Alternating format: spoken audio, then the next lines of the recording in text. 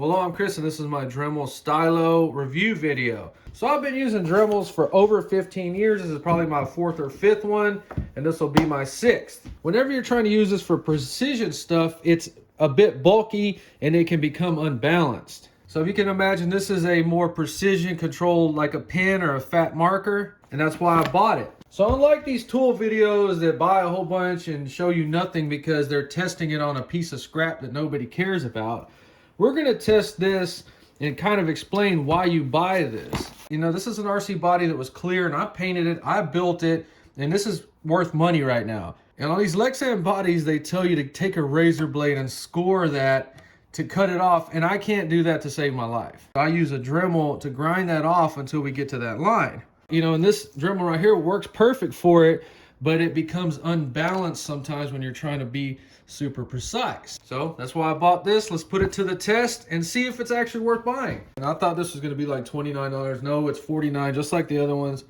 See what it comes with, specs, all that kind of stuff. God dang it. And Dremel does that on purpose because there's sorry pieces of crap on this earth that buy tools like this. They take this stuff out to sell on eBay for $10 free shipping. And I'm not gonna lie, it comes with a nice little starter set of things to use. Perfect. All right, so the length doesn't really matter, but it's about 1 inch around, 1.2 inches. It's about 2.5 centimeters, 3 centimeters. And in case you live under a rock and don't understand measurements, here's a K-cup to scale. Well, you probably don't know what a K-cup is either. God dang it. First impressions on the grip, very nice. You can put a very strong grip on it. We have the speeds down here. What does it go up to? 5, should be a good speed. And then it has a little on and off. Dremels don't really have long cords on them. Let's see this one. And the cord is about 6 feet long, which is decent. All right, first impressions, let's just do 1 speed. Ooh, that is very slow and good that it's that slow. 2, 3. Okay, nice low range right there. Nothing bad to say about that. There's your paper stuff. Pretty fat little manual.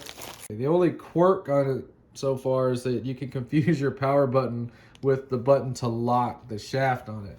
So we're not gonna waste the new stuff, we saved that. We're just gonna put an old one on it, like that. In case you've never used a Dremel, you have to lock the shaft from spinning, and that's why I said it's real easy to confuse that. We lock it over here. It's gonna stop the shaft from spinning. That way we can use a little wrench to tighten down our little thing right here. Everything feels good. Let's check one out. I like this. Because that freaking Dremel right there, wherever the hell you are, this one right here, I left it out in the rain, but speed 1, listen to this. What the heck?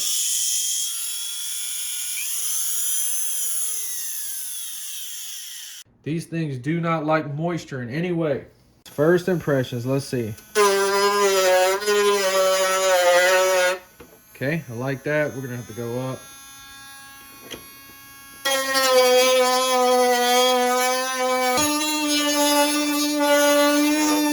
You know, but that's our first pass. We're just trying to get right up to the line and then we perfect it. Let me go ahead and get a little bit closer all the way around and we'll give my final review on this tool.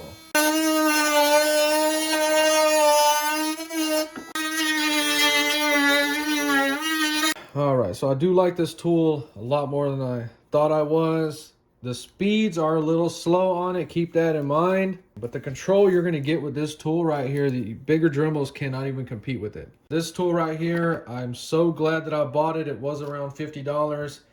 Very, very, very good results on something that we cannot mess up on. If you enjoyed this video, please like and subscribe, and thanks for watching.